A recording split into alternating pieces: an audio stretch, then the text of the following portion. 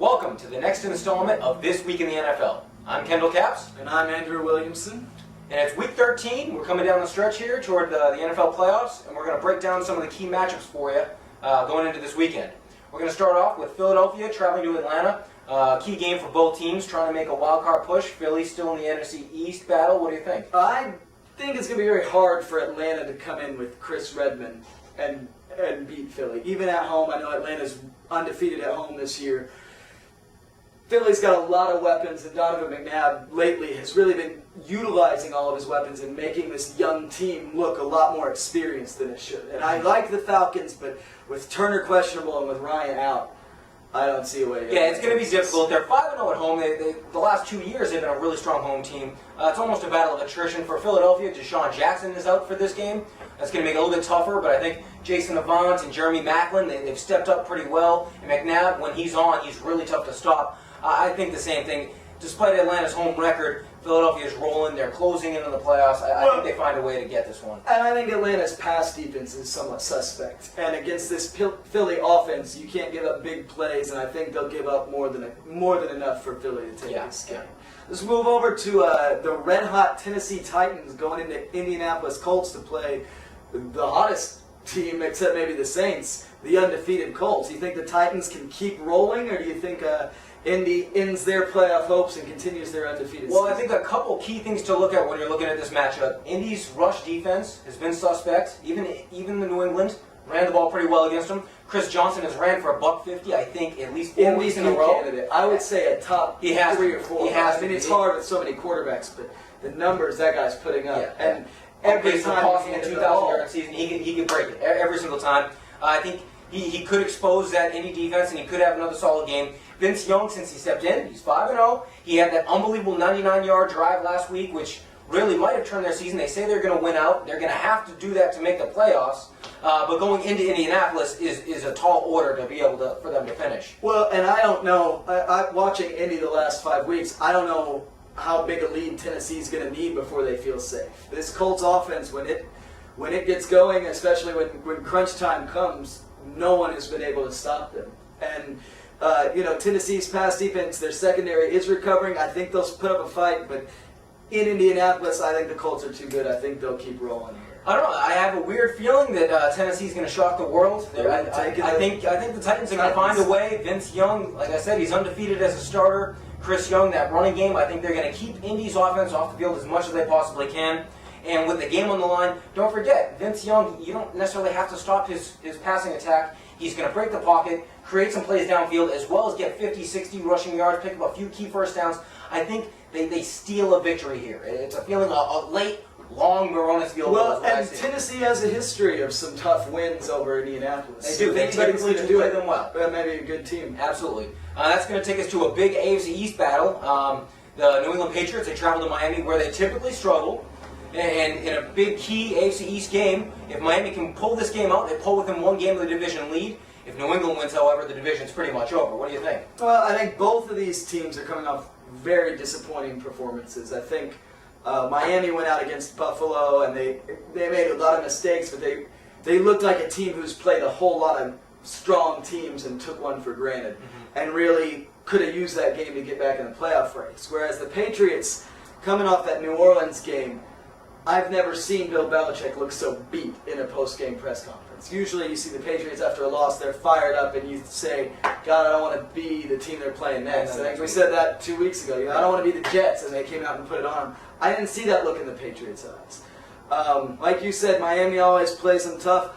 I'm going to go with the Miami upset and maybe see if we can get an AFC race. I still think the Patriots are going to pull out the AFC East, but a Miami win here would definitely make things a lot more interesting going into the last I think if Miami had played the way they should have last week, won in Buffalo because they are the better team there, I think they would have a really good shot of winning that game. But I think that loss is going to break their back.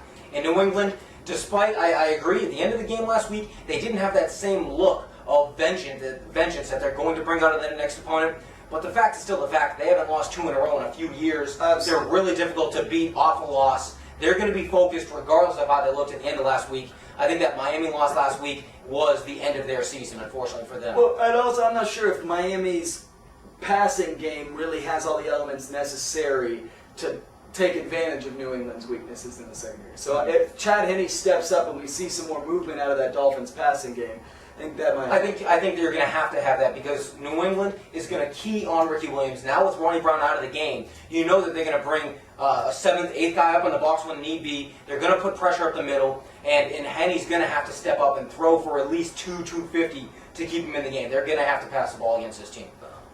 Let's take it over to the NFC East. We've got the Dallas Cowboys coming off a nice stretch of the season where they're feeling good about themselves. Conversely, playing the Giants, who started off hot and are now playing for their lives. Yeah, a loss here and they're done. It's almost exact opposites. Dallas has won 6 of their last 7. The Giants have lost 5 of their last 6. However, it's in Giant Stadium. They beat Dallas in Week 2 when they lit up that Dallas defense in the home opener in that brand new $1 billion stadium.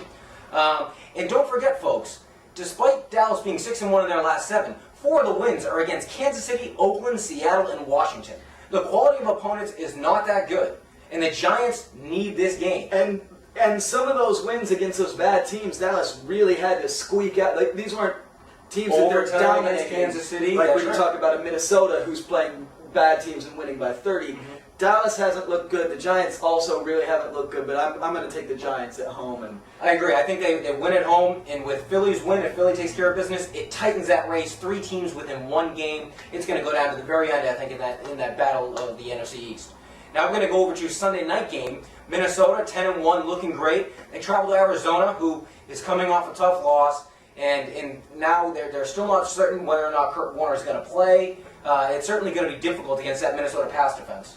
I think Minnesota could be the best team in the league right now. I know they haven't been playing the teams that the Saints just played or that the Colts have played. I know they have that loss to Pittsburgh on their schedule, but the weapons that team has at wide receiver and at quarterback and at running back and on the defensive side of the ball, Yes. That's just a beast. And right now, Arizona, Matt Leinart looked better than I thought he would last week. He played very well, and they couldn't pull it out against the Titans at the end with the lead, needing 1 stop of anywhere less than 99 yards. I think Minnesota's going to come in, roll up the score, and I think Arizona will get stuff straightened out by the end of the year. But I feel like Minnesota rolls. Yeah, Arizona this season, they're 2-3 at home. They haven't been very good at home.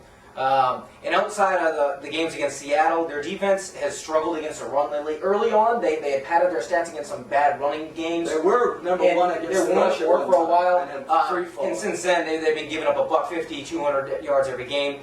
I think Adrian Peterson is going to go off this week. It's going to allow them to be able to throw over the top. Minnesota will score plenty. Now, granted, like you said, Leinart, he played pretty well, and he only got about 10% of the snaps in practice. This week, he's getting 50-50 with Kurt Warner. So he will be ready to play if they end up needing him, which they very well might, but it's not going to make a difference. Minnesota wants to keep pace with the Saints for the possibility of home field because ultimately that's going to decide the NFC. Well, I think if you're Arizona, you have to start. You need to know sooner or later whether Matt Leinart's going to be able to take over this job from Kurt Warner. Yeah, he's not going to last forever. Kurt Warner not only has a concussion, but he's not a spring chicken anymore. Yeah. And do they need to go out and find someone else to replace him, or is Leinart ever going to grow into this guy that they drafted him to be? Absolutely. And now is a good time as any to find out. I mean, you have a solid team. Can he bring them, deep into the playoffs? We might have to find out. That takes us to our last game of the day, the Monday nighter, Baltimore at Green Bay. It's 2 teams kind of in the similar positions in the playoff hunt in their respective conferences. Where do you see that one going? I think it's going to be a great battle of attrition. Both defenses have really stepped up. The last 5 weeks, Tampa Bay's given up just over 11 points a game, and that's not against no weak competition either. They beat Cincinnati, Cleveland, Indy, and Pittsburgh, and Denver. Or they beat 4 of those 5 teams, and their defense played really, really well. I think they're going to play well again in this game. However, that offensive line for Green Bay the last few weeks has done a decent job of protecting Aaron Rodgers. And when he has holding on time, to the ball so long anymore either. that also. But when he does have time and he's not holding to the ball, he has a lot of weapons that he can utilize, and he's done so the last few weeks and looked really good in it. Yeah, I think Baltimore's defense, like you said, has looked great. Now, granted, the game against Cleveland, I don't think Cleveland That doesn't really count. did well, but they played well against the Colts. They played really well against Pittsburgh, albeit without Roethlisberger. But they are in a roll. But their offense is still very suspect. Yeah. Ray Rice is amazing, but other than that, they've had a lot.